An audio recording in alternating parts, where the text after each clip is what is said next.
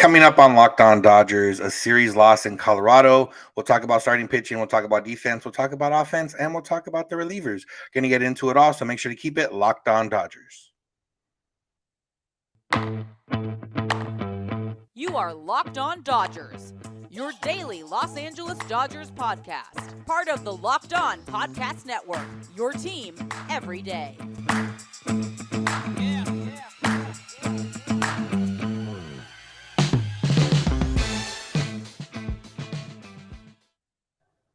Yo, Dodger fans. Welcome to Locked On Dodgers. We are part of the Locked On Podcast Network, the number one local sports daily podcast network. Locked On, your team every day. Today's episode is brought to you by BetOnline. BetOnline has you covered this season with more props, odds, and lines than ever before. BetOnline, where the game starts. I want to thank you for making Locked On Dodgers your first listen of the day every day. Remember, you can find us simply by searching for Locked On Dodgers wherever you get podcasts and on YouTube. To make it even easier, subscribe in all those places, and you'll never miss a day because you know we're not going to. If this is your first time listening, I'm Vince Samperio, and this is my co-host, Jeff Snider. We're both lifelong Dodger fans just like you, but we've also spent some time covering the Dodgers in the press box and the locker room. So while we're not quite insiders, we are here to bring you the smart fans perspective on our boys in blue every weekday morning.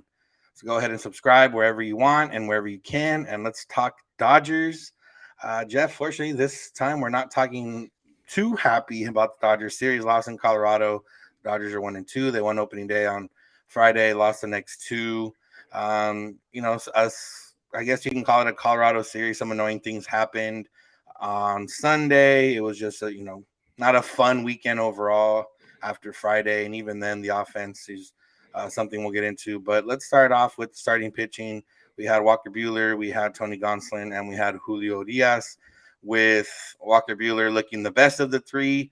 And for Colorado, not too bad, considering all the obstacles that there always is. So we'll start off, I guess, with the good, Walker Buehler. Yeah. Buehler allowed just the 2 runs, both in the same inning, and went 5 innings, which for first start of the season after short spring training, kind of what they were hoping for from him.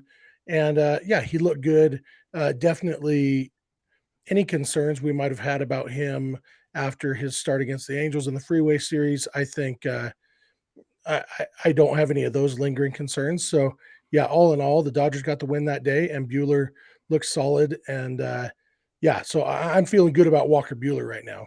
Yeah, it took him a couple innings to find his breaking stuff, and that's when they did score early on in the game. But after that, settled in and, like I said, looked really good. Tony Gonsolin, I guess we can talk about him with Tyler Anderson because they were kind of piggybacking. They both didn't look – well, Tyler Anderson looked better, but they both didn't look terrible. I had to go back and watch Tony Gonsolin because I didn't watch his initially, but I did get to catch on once Anderson was in. But overall, like I said, with the caveat of Colorado, not too bad.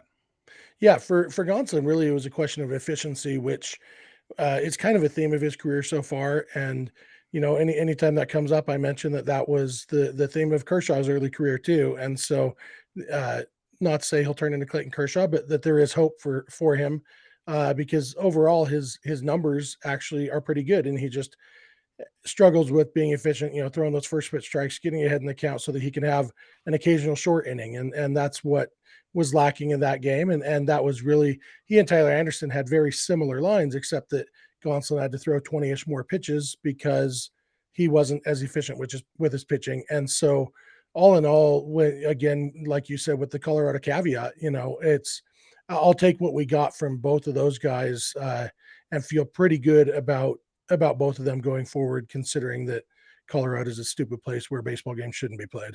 Yeah. And then moving on to Sunday, where Julio Urias struggled, wasn't helped by his defense, which we'll talk about maybe in the same context or right after. Didn't make it out of the third. His velocity was down, which everyone was tweeting about his velocity being down. Looks like right now he just said that he feels fine physically, despite the drop in velocity. Dave Roberts thinks it's a byproduct of him not having a normal buildup in the spring, which is possible. I guess he did have a little bit of a drop in velocity toward the end of last year when he, struggled a little bit and into the postseason. I guess first evaluate the performance, and then we'll talk maybe a little bit about the velocity. Yeah, and they may be inseparable, but yeah, I mean, it wasn't a good start from Julio, and uh, obviously, and we have to talk about the defense because the defense really let him down. Chris Taylor had a two-run error that, and then led to another third unearned run that originally those three were all called earned. I don't know if the fact that the official scorer got it wrong at first had any impact on Julio, or if it was just the runs. I don't know if they're thinking about run versus or earned versus unearned while they're out there, but an inning that Julio should have been out of with no runs allowed. Instead, they walk out down 3-zip, and that changes the game for a pitcher. And I don't know that he would have done any better. He allowed three more runs after, and maybe he does better or has more confidence or something if he gets out of that other inning. I don't know, but it was, yeah, his stuff wasn't there, and that's why I say they might be inseparable because I don't know that in Colorado where breaking stuff doesn't move as well anyway. I don't know that a guy who usually throws 94 throwing 90 and 91 can get the job done in Colorado.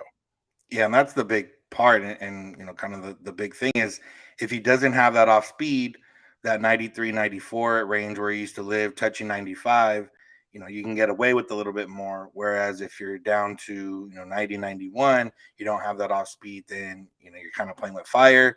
We saw, I mean, even Bueller on Friday didn't have his off speed early on, kind of had to rely on the fastball, and all the hits in the first two innings against him, or first two or three innings, were all off the fastball.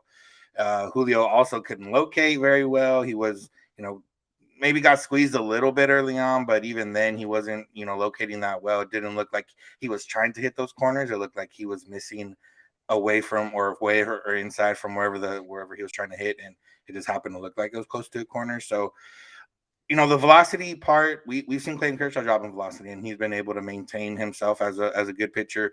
We've seen other guys around the league, drop velocity a little bit, maintain, and still be able to be good. So all in all, I'm not concerned too much about the velocity drop as long as his off-speed stuff can stay there, as long as that slurve stays there, as long as his changeup can, still be effective. And maybe it's a factor of the short spring, maybe it's a factor of Colorado, combination of those factors, but not concerned about the velocity right now. I know I saw some people before and even yesterday talking about he lost more weight in the off season and doesn't look as strong in the legs. I think Eric Harris mentioned that too on the broadcast, and that's also could be part of it. But at the end of the day, like I said, he can still be a good, effective starting pitcher, number 2 caliber, if he can just get that breaking stuff to work. Yeah, weight is such a tricky thing with pitchers. A couple of years ago when Kenley Jansen lost a bunch of weight, people were worried about that. And I think there's a happy medium. I think you can be thin and strong. I don't think weight itself helps that much. Having been an overweight pitcher, I have a little bit of insight into this. And, there's a fine line where you don't want to get too skinny, but you definitely, like when Kenley lost the weight, I think it was definitely a good thing because he had been to the point where his weight was probably a detriment to his pitching. I don't know where Julio is on that spectrum. I do think that the velocity probably has at least some to do with the shortened spring training, and that I'm not going to worry too much about his velocity until like 3 starts from now and see where it's at then.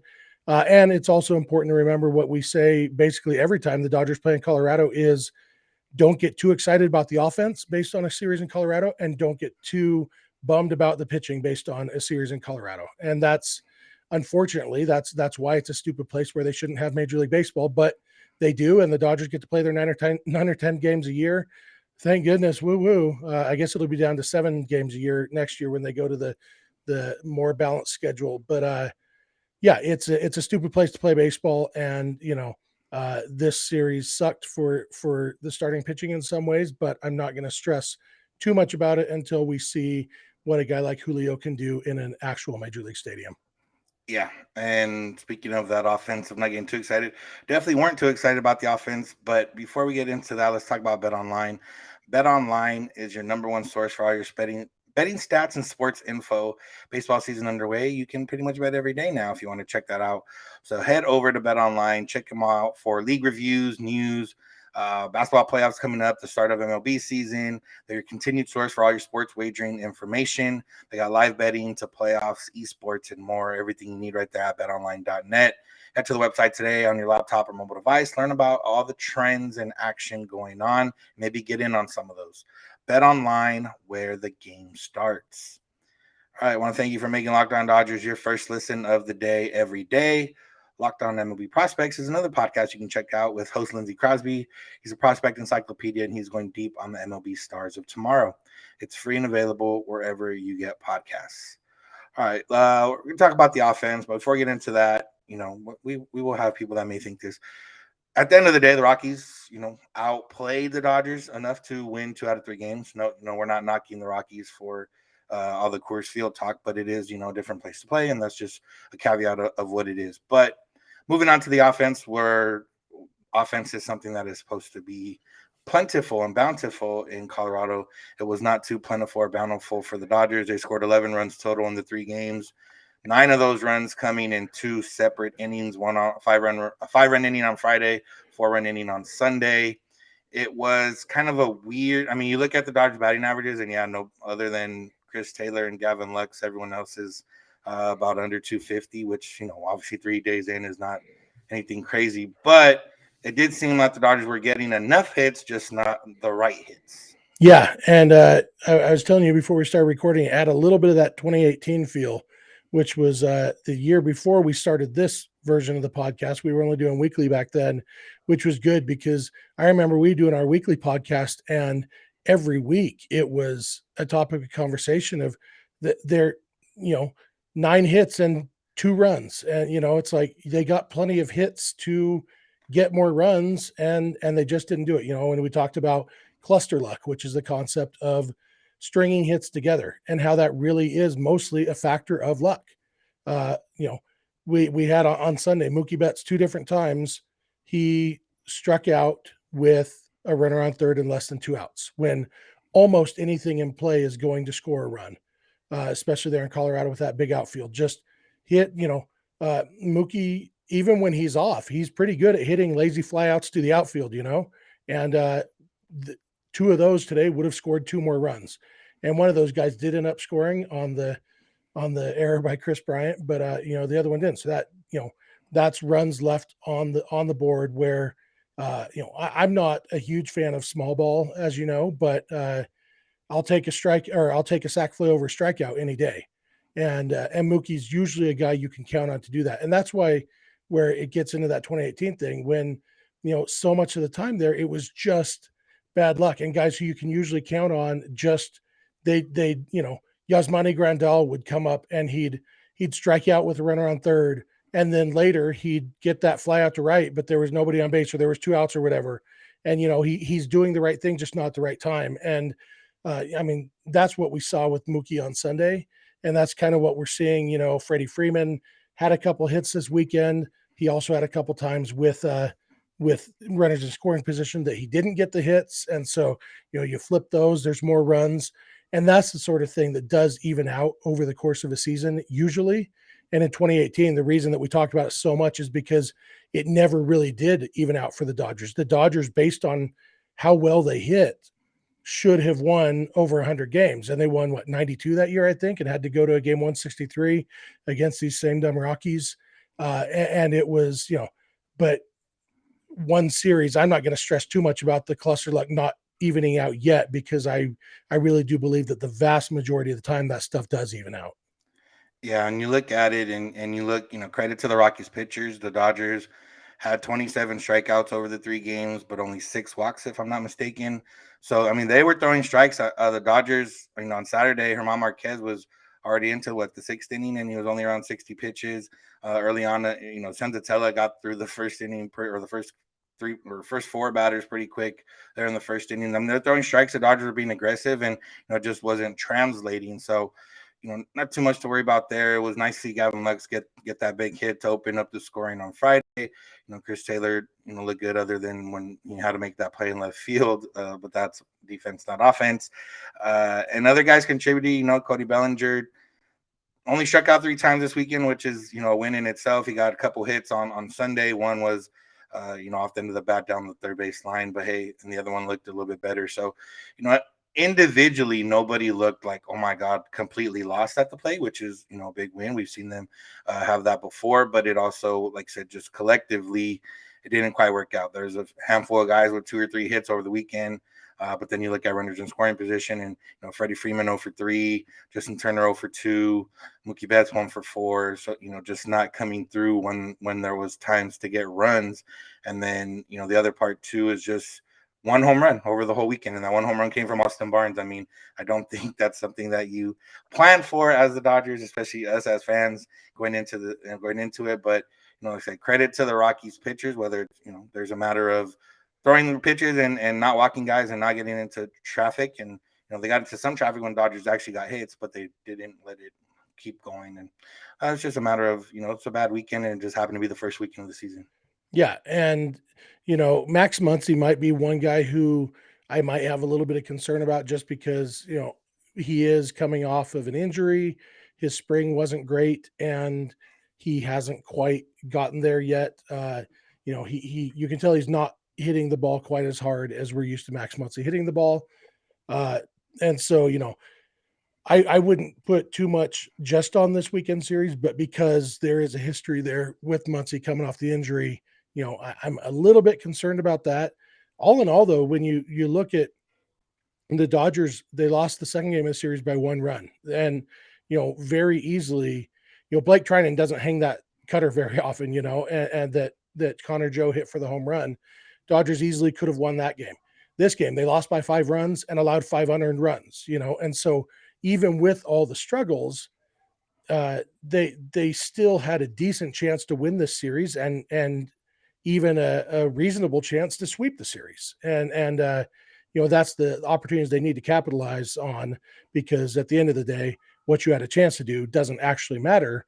But going forward, it gives me, and maybe it's just the obnoxious eternal optimist in me, but for as poorly as they played, and yet they still had a decent chance to win this series, because I'm confident that that poor play is not going to continue, at least to that extent. I'm feeling okay about things.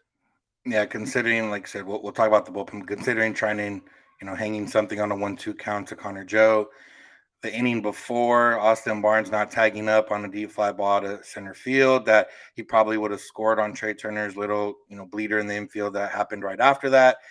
They would have went up 3-2, and maybe things changed there. So yeah, like I said, they were very close to winning the series, and even then, if they had lost this Sunday game like the way they did, we've talked about this before. What's the best way to win a series? And winning the first 2 and losing the last one is not our favorite way to do it. So it still would have been a lot of talking points to have, but not, like I said, 3 games into it, nothing to be too concerned about. But, offensively, you would hope that they can figure things out and, top of the order, string things along. I think it was a matter of bottom of the order did really well this series. Obviously, it was Taylor and Lux, and they had 9 spots for a couple of those days. And Bellinger contributed a couple hits in the 7th spot on Sunday. But when it came back to the top, like I mentioned, Mookie and Freeman going 1 for 7 with runners in scoring position, that's probably not going to happen very often. Yeah, absolutely. And then the other thing to remember is Mookie Betts had a 404-foot flyout. Freddie Freeman had a 418-foot flyout, the one that Barnes didn't tag up on. Chris Taylor's double is a home run in 15 stadiums. And obviously the reason Coors Field is so big is because the ball carries more there, and so Freddie Freeman's ball probably doesn't go 418 feet at Dodger Stadium, but it might have gone 399, enough to get over that wall. And so it's there's so many little things. But when they say baseball is a game of inches, it's a cliche, but like most cliches, it's the reason it became a cliche is because it's true enough that people said it all the time. And so if a couple inches go a couple different ways, if Austin Barnes holds on to that ball at the plate early in game 2 of the series, it's funny. Austin Barnes hit the home run, but he also cost them a run on defense and cost them a run on offense, and they lost the game by 1 run. So it really was the Austin Barnes show on Saturday. All those things could have gone differently, and you just kind of got to remember that some games those things will go differently. Yeah. All right, we're going to come back. We're going to talk about the bullpen and get into who looked good and who didn't look maybe so good. I don't think there's anyone like that, but let's talk about Built Bar first, because Built Bars are the best tasting protein bars out there. And, summer season's coming up, and maybe you still, want to change a little bit of things about you before you start putting on those summer clothes. And Built Built Bars can help you out because they are there for whatever you need. If you're trying to gain some weight, Built Bars can help you out. If you're trying to put on muscle, Built Bars can help you out. If you're trying to flip the other side, if you're trying to lose some weight, Built Bars can help you out. They are available for snacks, for pre-workout, post-workout, whatever you need, or just to have in your house. I know even if you have kids and you don't want them eating, candy bars or some of these other granola bars that are full of sugar, Built Bars, low carb, low calorie, low sugar, high protein, high fiber if you need help in that area as well. So there's a lot of benefits to Built Bars. Go to built.com, check out all the flavors they got. They're always adding flavors, mixing up flavors. You can get a mix box, try a bunch of different flavors. So really no reason for you not to get into Built Bars. And you can even get 15% off if you use the promo code LOCK15 at built.com. That's promo code LOCK15 for 15% off at built.com. All right, Jeff, let's finish off with the relievers. Nobody really stood out in terms of being bad at relieving or pitching this weekend, so that's a good sign. For the most part, everybody had clean innings or only gave up, one run in extended. Tyler Anderson gave up 1 run in extended. Mitch White gave up 1 run in extended.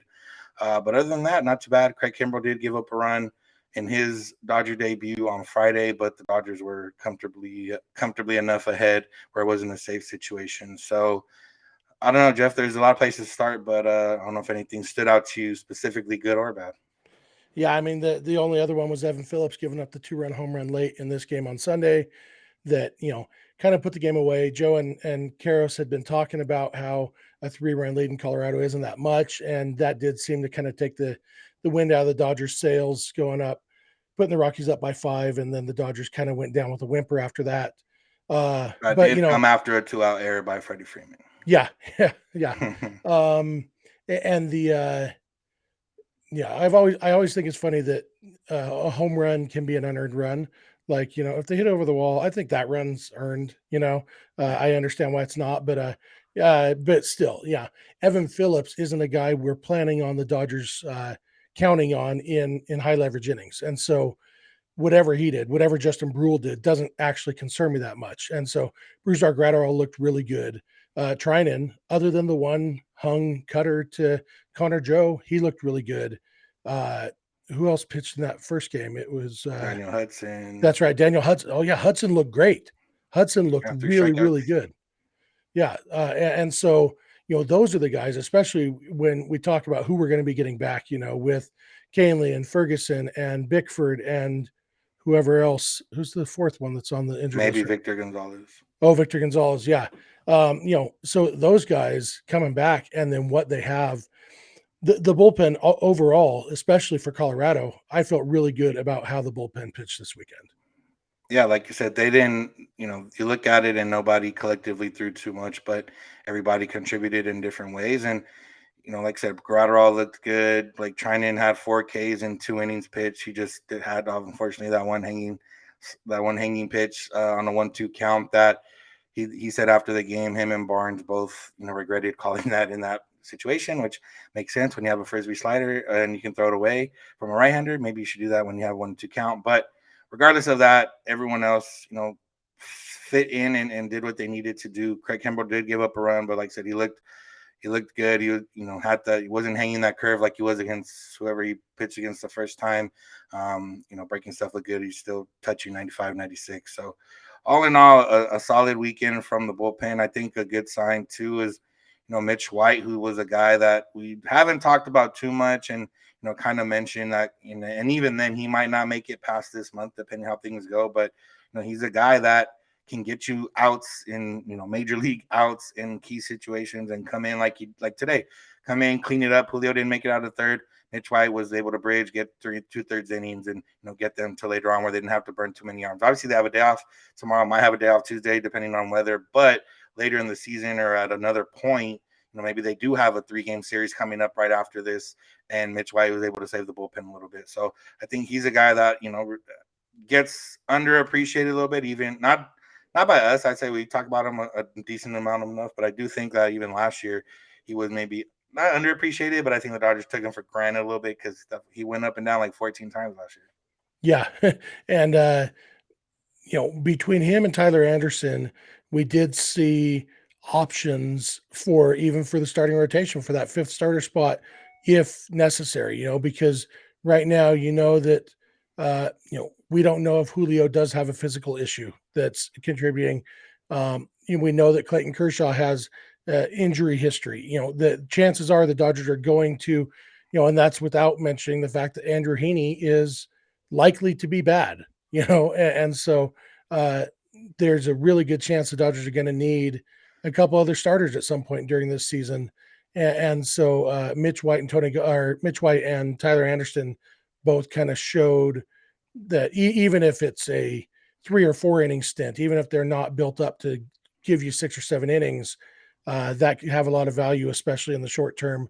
And like you said, when it is a game, the reason teams carry a long reliever is for games like Sunday, where your starter doesn't get out of the third inning, and you need somebody to bridge the gap to, you had a game plan for your starter going 6 innings. Well, we need to finish those 6 innings somehow. And Mitch White has shown repeatedly that he is pretty darn good at getting you from point A to point B when it comes to your pitching plan. Yeah, exactly. So, good shine from the bullpen. We'll continue to see that. Dave Roberts did say, as of now, there's supposed to be bad weather in Minnesota on Tuesday, maybe even Wednesday. It looks like Heaney's still going to start on Tuesday, and then it would kind of be a bullpen game if they get into some rain issues early on. So we'll see what happens there. But other things of note from the weekend, Justin Turner had a nice play that went over the railing, blew up everywhere. It was all over social media, not just Dodger social media, but all in MLB and a bunch of different other places. Anything else stood out to you from the weekend, Jeff? Not from the weekend, but just a thought that I just had when you were talking about the potential weather. Since Wednesday's scheduled to be an early game anyway, and with Tuesday's bad weather, there's a chance they might do a doubleheader on Wednesday, which would mean the Dodgers get another roster spot. So we could see a 17-man pitching staff for one day on Wednesday. And that both excites me and makes me want to punch myself in the eyeball for even saying the words out loud. Hey, I mean, in that case, it wouldn't be anything on the bad on the Dodgers. It would just be bad weather. So Yeah, that's just the way it goes. So. absolutely. But yeah, like I said, Heaney's supposed to pitch, Kershaw's supposed to pitch. We'll see what happens. Then the Dodgers come back home, face the Reds. Going around the horn in the NL West, the Diamondbacks and Padres have been playing. The Padres had 2 pitchers go at least 6 innings without a hit, starting pitchers. And then Tim Hill came in both games and gave up a hit to the first batter faced right after that. So that was fun. Seth Beer hit a walk-off home run against those Padres on National Beer Day. The Giants won via walk-off on their home opener. And then who's the other team? Oh, well, the Dodgers and Rockies. So, yeah, that's pretty much covering all of them. But, yeah, I mean, I don't know if there's anything else baseball-wise from opening weekend. There was a lot of stuff happening, a lot of big things, but Yeah, and since we know for sure that tomorrow's episode we won't have a game to talk about, that's a good time to remind you listeners. Feel free to shoot us any questions or comments you have anytime, and we may do a full-fledged mailbag episode tomorrow. We'll have to see. I imagine most of the questions will be, "Why do the Dodgers suck?" And I don't know that I want to do that. But if you have any insightful questions or clever questions, feel free to send them. You don't have to wait for us to put out a call for them. And with the weather in Minnesota likely to suck, we may need a lot of that over the next couple of days, because there's a non-zero chance that we won't have another game to talk about until Thursday night, Friday morning's episode. Yeah, exactly. So all in all, not the best weekend, but really not too much to panic about. Obviously, 3 games into it. So that's going to do it for today's episode. Thank you all for listening. Thank you for making Locked On Dodgers your first listen of the day every day. With MLB season now back, if you need a second listen of the day, check out Locked On MLB with Paul Francis Sullivan, a.k.a. Sully. Brings you a unique perspective on the major leagues past and present. It's free and available wherever you get podcasts, just like we are free and available wherever you get podcasts and on YouTube. Make sure to subscribe. Other ways to follow us, we're on social media, Twitter and Instagram at Locked On Dodgers. Jeff is on Twitter at Snydog, and I'm at Vince Samperio. DMs are open on all those accounts to get a hold of us. You can also get a hold of us via email, lockedondodgers@gmail.com, or via voicemail text at 323-863-5625. We're here every weekday morning, and we hope you'll be with us. When you get in your car or if you're at home, tell your smart device play podcast Locked On Dodgers. And remember, you don't have to agree, you just have to listen. Have a good one. We'll talk to you tomorrow.